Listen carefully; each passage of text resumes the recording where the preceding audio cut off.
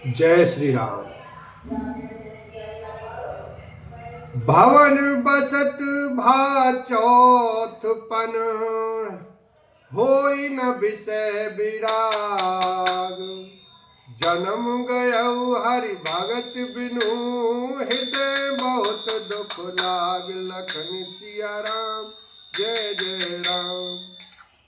घर में रहते बुढ़ापा आ गया, परंतु विषयों से वैराग्य नहीं होता।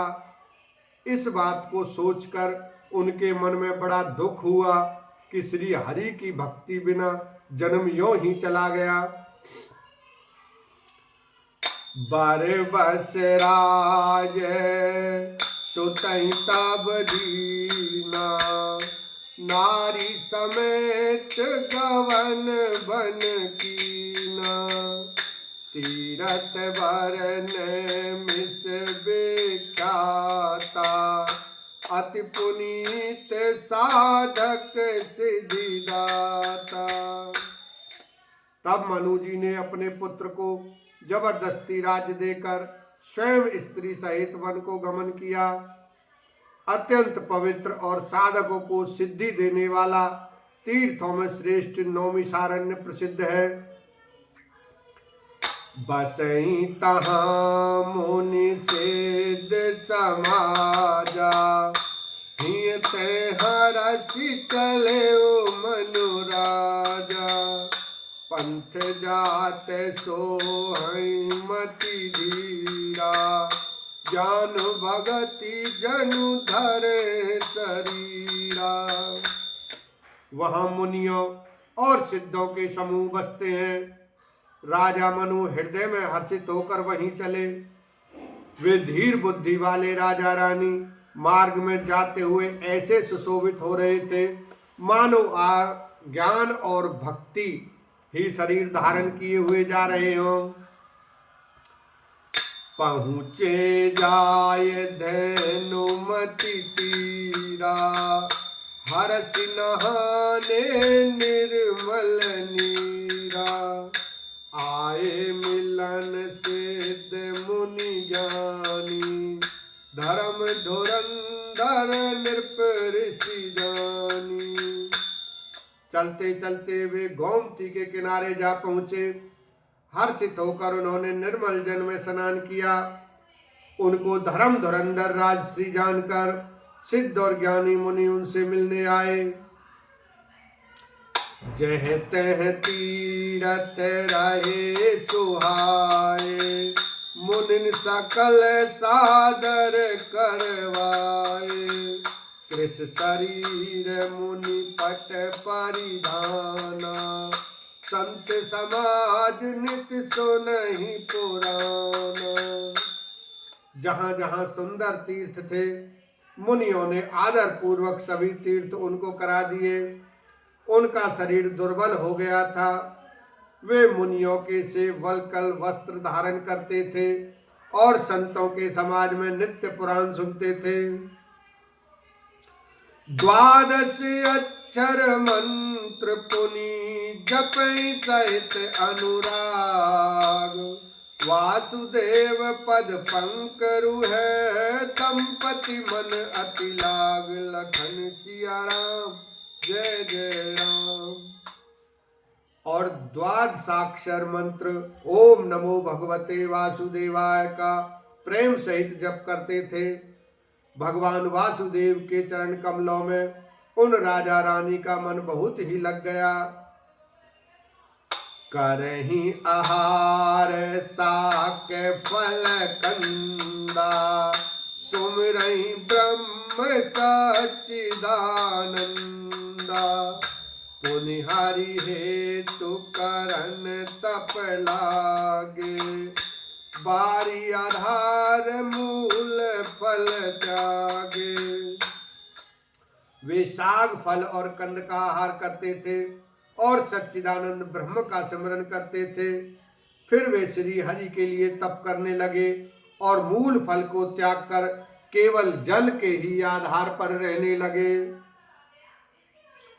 और अभिलाष निरंतर होई, देखिए नयन परम प्रभु सोई, अगुण अखंड अनंत अनादि, जय चिंतई परमारथ वादी। हृदय में निरंतर यही अभिलाषा हुआ करती कि हम कैसे उन परम प्रभु को आंखों से देखें जो निर्गुण अखंड अनंत और अनादि हैं, और परमार्थवादी ब्रह्मज्ञानी तत्ववेता लोग जिनका चिंतन किया करते हैं। नेति नेति जेहि भेद निरूपा, निजानंद निरूपाधि अनूपा, शंभु बिरंच विष्णु भगवान, उपजहि जासु अंश ते नाना। जिन्हें वेद नेति नेति यह भी नहीं कहकर निरूपण करते हैं, जो आनंद स्वरूप उपाधि रहित और अनुपम है, एवं जिनके अंश से अनेकों शिव ब्रह्मा और विष्णु भगवान प्रकट होते हैं, ऐसे ही प्रभु सेवक बस ऐ, भगत हेतु लीला तनु गई, जो ये वचन सत्य श्रुति भाषा, तो हमारे पूजई अभिलाषा। ऐसे महान प्रभु भी सेवक के वश में हैं और भक्तों के लिए दिव्य लीला विग्रह धारण करते हैं। यदि वेदों में यह वचन सत्य कहा है तो हमारी अभिलाषा भी अवश्य पूरी होगी। एहि विधि बीते बरस सट, सहस बारी आहार, संवत सप्त सहस्त्र पुनि, रहे समीप आधार, लखन सिया राम जय जय राम। इस प्रकार जल का आहार करके तप करते 6000 वर्ष बीत गए। फिर 7000 वर्ष वे वायु के आधार पर रहे। बरस सहस 10 त्यागे सोई, ठाणे रहे एक पद दो, विधि हरिहर तप देखिया पारा, मनु समीप आए बहुबारा। 10,000 वर्ष तक उन्होंने वायु का आधार भी छोड़ दिया, दोनों एक पैर से खड़े रहे। उनका अपार तप देखकर ब्रह्मा विष्णु और शिव जी कई बार मुनि जी के पास आए।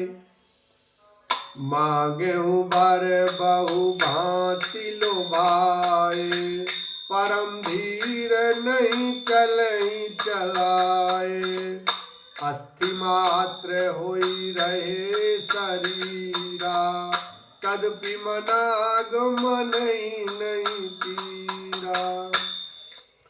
उन्होंने इन्हें अनेक प्रकार से ललचाया और कहा कि कुछ वर मांगो, पर ये परम धैर्यवान राजा रानी अपने तप से किसी के डिगाए नहीं डिगे। यद्यपि उनका शरीर हड्डियों का ढांचा मात्र रह गया, फिर भी उनके मन में जरा भी पीड़ा नहीं थी। प्रभु सर्वज्ञ दास निज जानी, गति अनन्य तापस नृपरानी, मांगु मांगु भय नभ बानी, परम गंभीर कृपामृत जानी। सर्वज्ञ प्रभु ने अनन्य गति आश्रय वाले तपस्वी राजा रानी को निज दास जाना। तब परम गंभीर और कृपा रूपी अमृत से शनि हुई यह आकाशवाणी हुई कि वर मांगो। बोलो सियावर रामचंद्र की जय, शंकर भगवान की जय।